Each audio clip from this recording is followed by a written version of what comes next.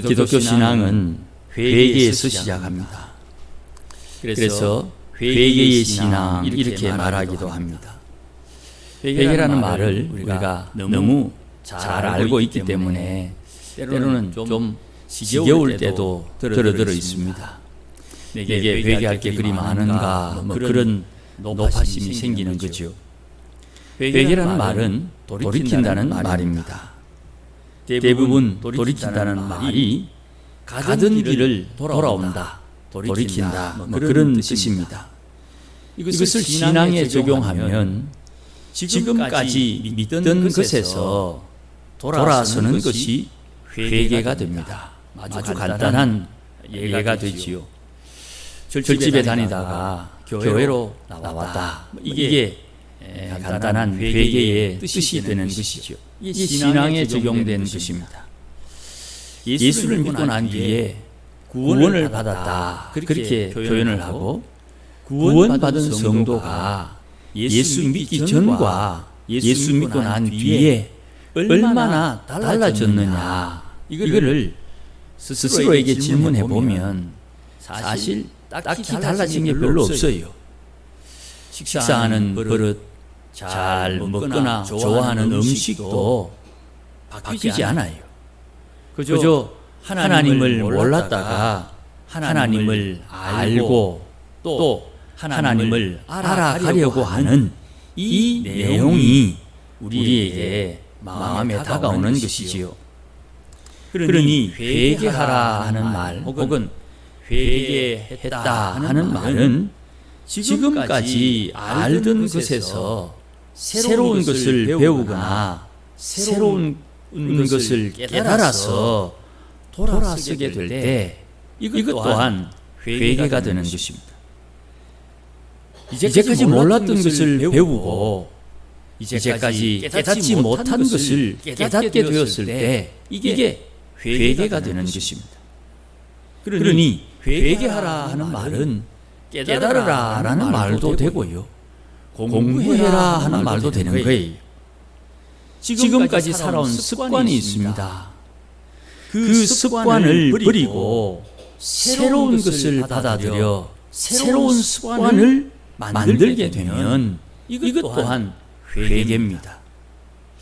주말에 어디 놀러 갈까 그런 생각을 하다가 예수 믿고 난 뒤에 주말에 놀러 가던 것 교회에 놀러 가자, 이게 회개가 될 수 있다 이 말입니다. 하나님을 믿지 않던 신앙을 버리고 하나님을 받아들이는 것, 이것 또한 회개가 되는 것이죠. 그냥 단순하게 우리가 이미 알고 있어서 회개하면 마음에 그러면 안 되는데 나도 모르게 좀 지겹다, 또 회개에 대한 거부감, 내가 무슨 죄를 그리 많이 지었는지 매번 회개하라 그러나 하는 그런 거부감 말입니다. 그러니 내가 지은 죄를 지적질하는 것, 이게 회개하라는 말이 아니에요. 오해지요.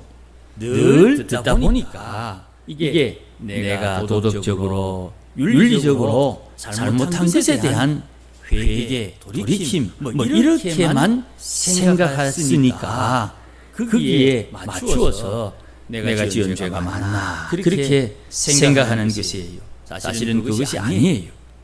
내가 스스로 깨닫고 돌이키는 것이 진짜 회개가 되는 것입니다. 내가 깨닫고 돌이킨다. 예수 안 믿다가 어이구야 이러면 안 되겠구나. 예수를 믿는 것을 누가 시켜서 믿는 게 아니에요. 옆에서 원할 수는 있지요.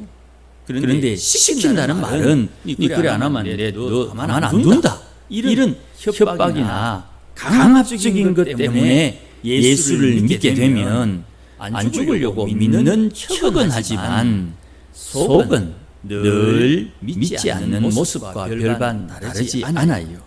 그러니 회개라는 말은 스스로 깨닫고 돌이키는 것, 스스로 깨닫고 돌이키는 것, 이것이 회개가 되는 것이에요. 성경에 나옵니다. 마치 집 나간 당자가 그 재물을 다 잃어버리고 어느 집에 돼지를 칩니다. 먹을 것이 없어 돼지에게 먹이로 준 쥐염 열매라도 먹을까 해서 뒤척이다가 문득 깨닫지요. 깨달았단 말입니다. 스스로 돌이켜 우리 아버지 집에는 먹을 것이 많은데, 요 스스로 돌이켜 하는 요 말씀이 회개라는 말이에요. 아버지 집에 먹을 게 많다는 걸 모릅니까? 알아요. 지금 내 상황이 형편없다는 거 모릅니까? 알아요. 그런데 깨달아야 된다 이 말입니다. 내 형편과 처지가 이렇지만 나는 실상 부잣집 아들이다. 이걸 깨달아야 된다 이 말입니다. 이 깨달음이 회개라는 거예요. 네가 이거 잘못했다, 저거 잘못했다, 이거 이렇게 고치라. 이건 잔소리지요. 목사나 장로가 잔소리뿐이 아닙니다. 회개하라는 말은 그냥 함부로 하는 말이 아니에요. 그러니 혹 회개에 대한 느낌, 깨달음, 이야기가 있을 때는 하나님 앞에 내 자신을 스스로 돌이켜볼 수 있는 지혜가, 믿음과 용기가 필요한 거예요. 물론 회개가 뭔지, 믿음이 뭔지, 은혜가 뭔지 모르는 사람들에게는 가르쳐줘야 되겠지요. 내가 가르쳐주지만 그것을 받아들이고 수용하고 그것을 인정하는 것은 역시 그분의 몫이에요. 사람은 하나님의 형상으로 지음을 받았기 때문에 누구도 무시받아서는 안 됩니다. 이걸 인간의 존엄성 그렇게 말하지요. 이 인간의 존엄성은 죄송하지만 자유민주주의 정치 체제 하에만 있습니다. 공산주의나 사회주의에는 인간의 존엄성 자체를 부정하고 시작하는 거예요. 사람? 그 원숭이가 진화돼서 사람 된 거야. 그게 공산주의예요. 그러니 사람을 죽여도 그냥 원숭이 한 마리 죽인 거예요. 아주 악한 생각이지요. 그 사고방식 때문에 6.25가 일어난 거예요. 그 사고방식을 가지고 그 사고방식을 반항하고 저항하고 대적하는 무리가 기독교거든요. 그래서 공산주의자들은 기독교로 대표되는 종교를 말살하려고 하는 거예요. 예전에는 붉은 띠물이 두르고 기독교를 없애자, 총칼 앞세우고 기독교를 없애자 그렇게 했지만 요즘은 그렇지 않습니다. 1940년 이후에 기독교를 없애는 방법으로 저들은 문화적인 방법을 사용해요. 그래서 사람의 생각을 타락시키는 거예요. 최근 2, 3년 동안 아주 유행했던 정치적 올바름, PC라고 말합니다. 실상은 그렇지 않은데 정치적 올바름이라는 기준을 가지고 저들의 생각을 현실과 다르게 평가하고 판단하는 그런 사조가 한창 유행을 했어요. 어쨌든 회개한다는 말은 돌이키는 것이요. 그 돌이킴은 내가 결정하는 것이. 누구의 도움을 받고 누구의 가르침을 받을지라도 내가 결정하는 거예요. 그러니 여러분의 신앙은 여러분이 결정하는 것이고 여러분이 선택하는 것이고 여러분이 결심하는 거예요. 여기에는 자발적 내가 내 스스로 선택하는 거예요. 하나님께서 세상의 모든 사람에게 예수님께서 너희 죄를 위해서 십자가에 죽었다. 이것을 믿으면 구원을 받는다 하는 복음을 전해주셨으나 그것을 수용하지 않는 사람, 그것을 거부하는 사람, 그것을 인정하지 않는 사람은 구원을 받지 못하는 거예요. 신앙의 기준은 내가 되는 것이에요. 내가 목사님이 하는 저 말을 듣고 저 말씀이 내 안에 계신 성령의 역사하심을 따라 수용되고 이해되고 인정되고 그렇게 믿어지면 그것을 받아들이는 것이고, 그것이 믿어지지 않으면 받아들이지 않는 거예요. 왜 안 믿냐? 왜 안 받아들이냐? 받을래 안 받을래 맞는다. 이게 전도가 아니죠. 복음을 전했더니 그 말을 듣고 그게 그렇구나. 세상이 그렇게 돌아가는구나. 그것을 마음에 받고 예수님 내 인생의 주인이 되어 주십시오. 내가 주의 말씀을 따라 살겠습니다 하는 그 겸손한 마음이 구원을 이루고 성화의 시작이 되는 것이에요. 그러니 누구도 함부로 다른 사람을 판단하거나 무시하지 말아야 됩니다. 이거는 절대로 되는 것이 아닙니다. 판단하고 무시하는 것은 마귀가 하는 짓이에요. 세상 살다 보면 저 사람 마음에 안 든다 판단할 수 있죠. 그 마음이 옛사람의 악한 성품이에요. 왜 마음에 안 듭니까? 이유는요, 묻고 물으면 하나예요. 내게 유익이 안 돼요. 바라만 봐도 싫은 사람이 있어요. 받은 것도 없이 좋은 사람이 있는 반면 내게 손에 끼친 것도 없는데 괜히 싫은 사람이 있어요. 그 마음은 옛사람의 악한 성품이에요. 함부로 판단하거나 무시하면 안 돼요. 마찬가지죠. 나는 누구에게나 판단받거나 무시받지 않아야 되는 것이에요. 그런데 세상은 악해서 사람은 무시하고 판단합니다. 그래서 마음에 상처를 받지요. 세상이 나를 미워하고 무시하고 나를 핍박하고 나를 버렸다고 생각될 때가 있어요. 그런데 예수 믿으면 그 마음이 사라집니다. 주님께서 십자가의 피 흘리심이 시기까지 나를 사랑해 주셨다. 하나님께서 나를 사랑해 주셨다.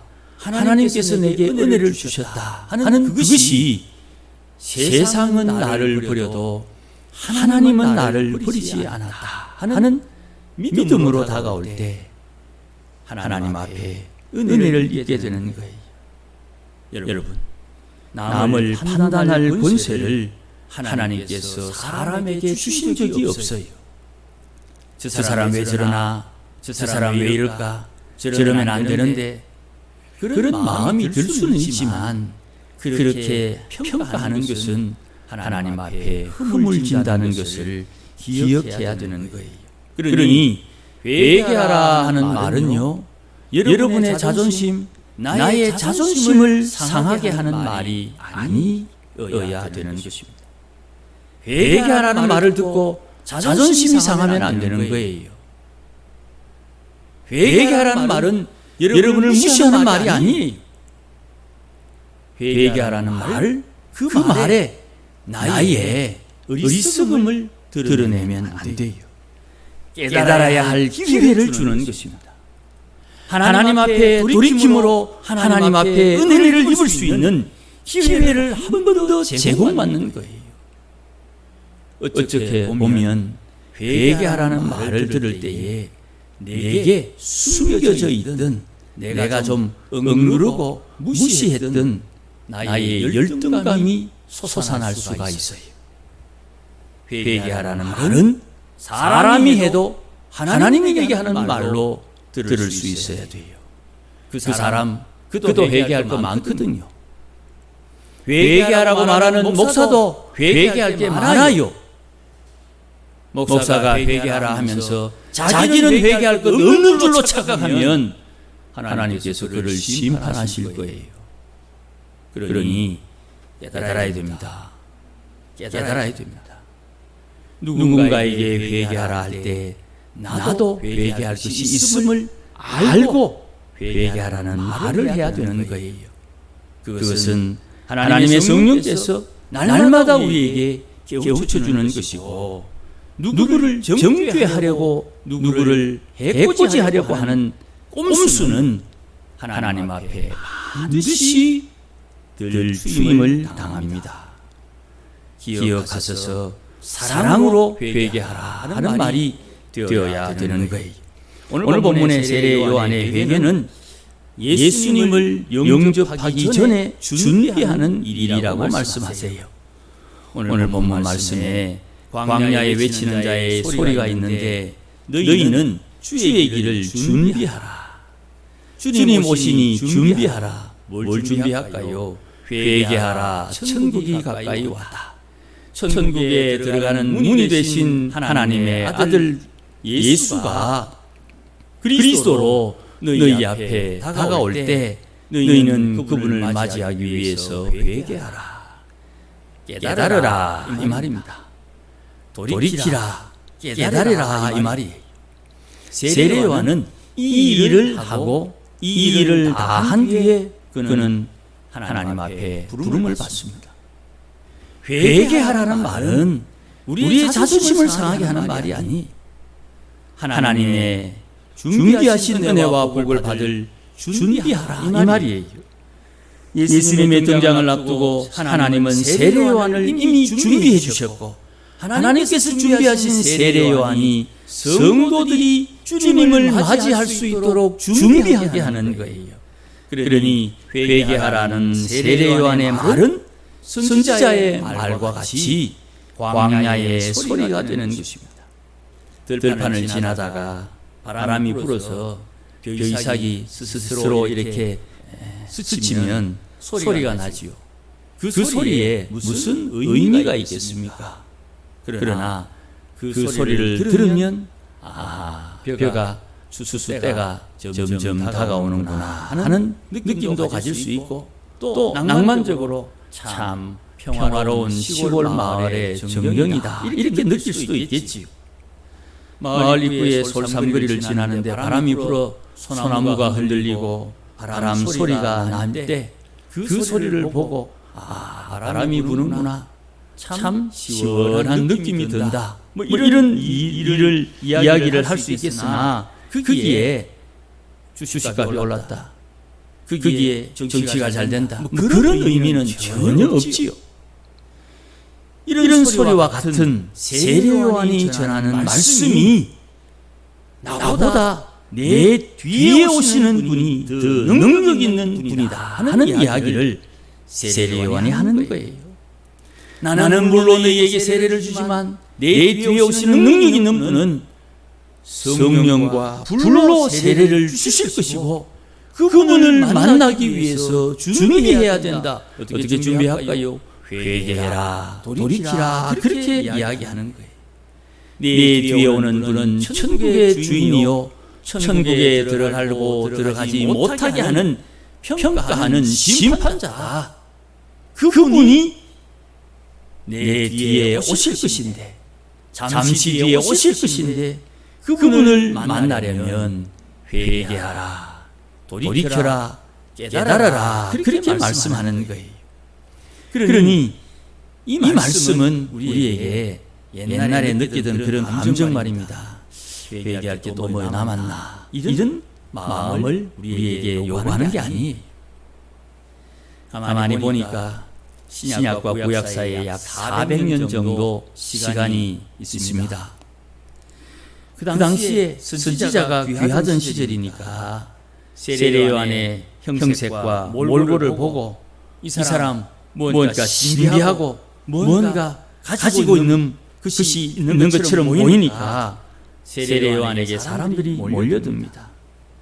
다윗의 왕국이 왜 망했는지 이미 에스라를 통해서 이스라엘 백성들은 잘 알고 있습니다. 안식일을 범하고 우상을 섬겼다는 이유로 하나님의 심판이 임해서 이스라엘 나라가 남쪽 유다가 망했다고 에스라가 알려줬거든요. 그래서 이스라엘 사람들은 하나님을 사랑하고 안식을 범하지 않으려는 유대인들의 독특한 무리들이 생겨나요. 그 사람들 중에 기록된 성경의 말씀을 중시하는 서기관들, 사두개인들이 있고, 율법을 지켜서 이 율법을 지킴으로 구원을 영광을 회복하겠다는 바리새인들이 있어요. 이들의 가르침으로 선지자가 없는 시대를 버텨왔어요. 그러니 사두개인들과 바리새인들이 중심이 되어서 이들이 신학을, 하나님을 섬기는 방법을 가르쳤는데 이들이 선지자를 대신해 왔어요. 그러니 선지자의 가르침이 있다는 이야기를 들었더니 사람들이 세례요한에게 막 몰려들거든요. 그러니 선지자를 대신해 왔던 사두개인들과 바리새인들이 이 사람이 진짜 선지자인가 싶어서 세례요한이 세례주는 장면, 세례주는 장소로 이 사람들이 관찰을 나왔어요. 그때 세례요한이 이 바리새인들과 사두개인들에게 하는 이야기입니다. 7절 말씀에 독사의 자식들아, 세례요한에게 사람이 모여드는 것을 궁금해서 와봤는데 세례요한이 바리새인들과 서기관들에게 대뜸하는 소리가 독사의 자식들아 이렇게 말을 하는 거예요. 왜 이런 말을 하느냐 봤더니 8절 말씀에 회개에 합당한 열매가 없어요. 회개에 합당한 열매는 없고 저들 스스로 속으로 생각하기를 저들은 성경을 알고 문자를 알고 신학을 아니까 우리는 아브라함의 후손이다. 다른 말로 이 민초들은 너가 성경 모르지? 너희들 아브라함의 후손이라는 거 모르지? 나는 알아. 비교를 하는 거예요. 중요합니다. 사람들이 모여드니까 바리새인들이 사두개인들이 진짜 선지자인가 싶어서 검사를 하러 왔어요. 이렇게 관심이 있어서 찾아온 이 사람들에게 대뜸 욕을 하는 거예요. 독사의 자식들아. 이게 뭐 우리말에 그냥 쉽게 생각하는 그 개삐리리 그하고 비슷한 말이에요. 세례요한은 바리새인들 사두개인들에게 스스로 아브라함의 자손이라고 하면서도 아브라함의 자손답지 못하다고 지적질을 하는 겁니다.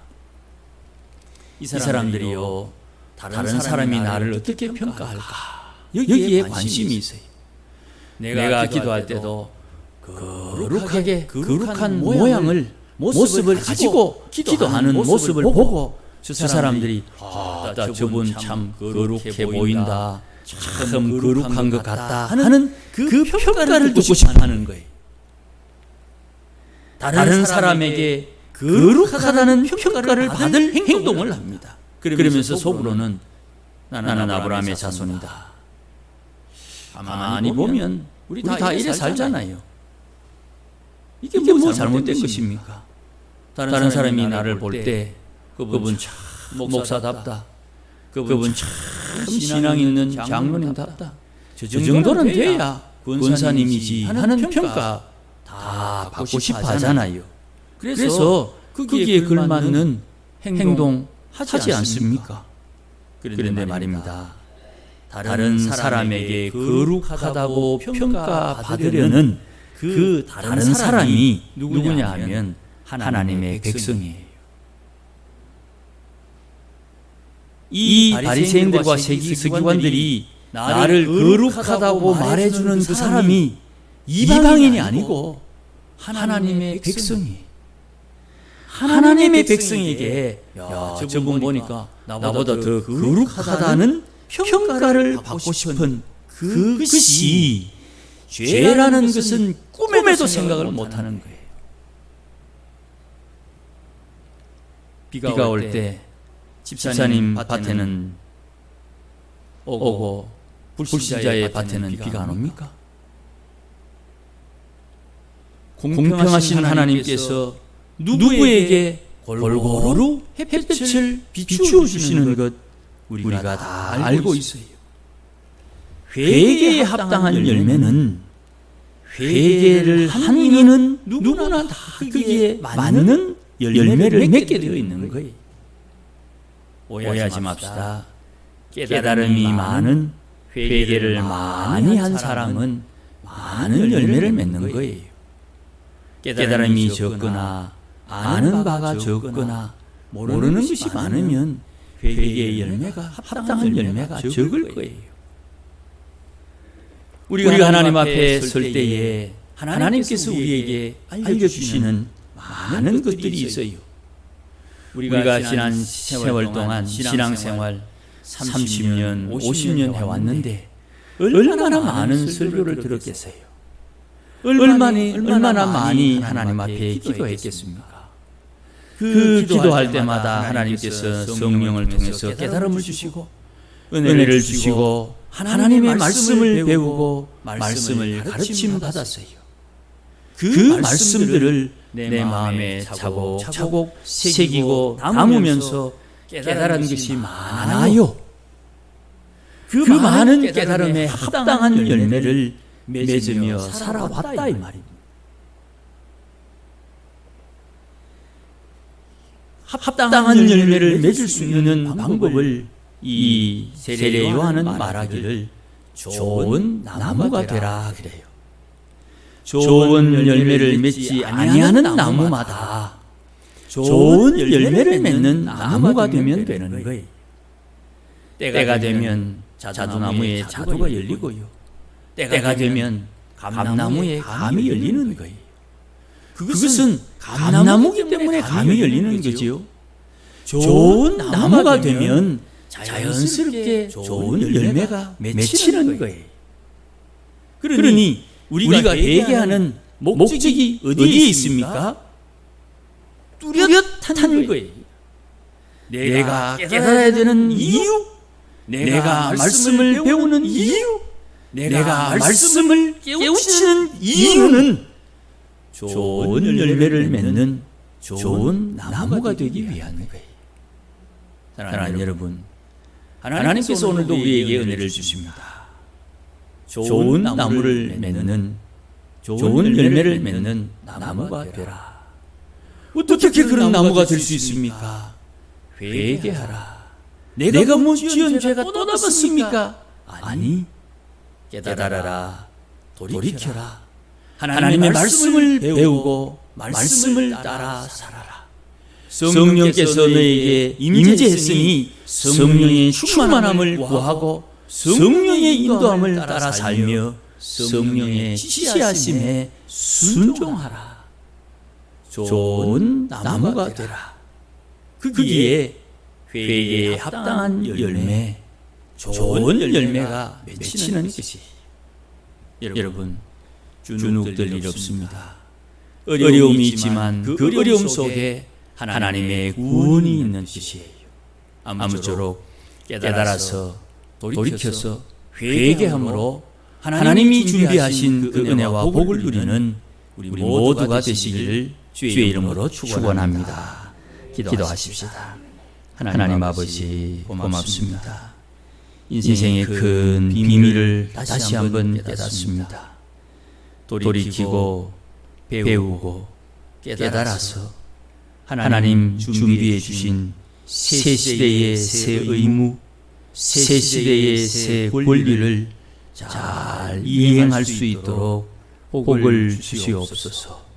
시대는 변하지만 하나님의 복음은 변하지 않고 주의 약속은 변하지 않습니다. 주의 약속을 가진 주의 백성들이 변화되는 시기에 시대에 맞추어 성령의 인도하심을 따라 하나님을 기쁘시게 하는 일을 감당하기에 부족함이 없도록 날마다 깨우쳐 주시고 날마다 인도하여 주시고 날마다 역사하여 주시옵소서. 예수님의 이름으로 기도하옵나이다. 아멘. 여호와께서 말씀하신 즉 반드시 이룰 것이요 계획하셨은즉 반드시 시행하리라. 이제는 우리 주 예수 그리스도의 크신 은혜와 하나님 아버지의 극진하신 사랑과 우리와 동행하시는 성령님의 교통하심이 하나님의 높으신 경륜을 따라 주를 경외하며 회개에 합당한 열매를 맺기 위한 좋은 나무가 되기를 소원하는 모든 믿음의 권속들 심령 위에, 일터 위에, 자녀들 위에, 가정 위에, 우리 교회 위에 이제로 영원토록 함께 계실지어다. 아멘.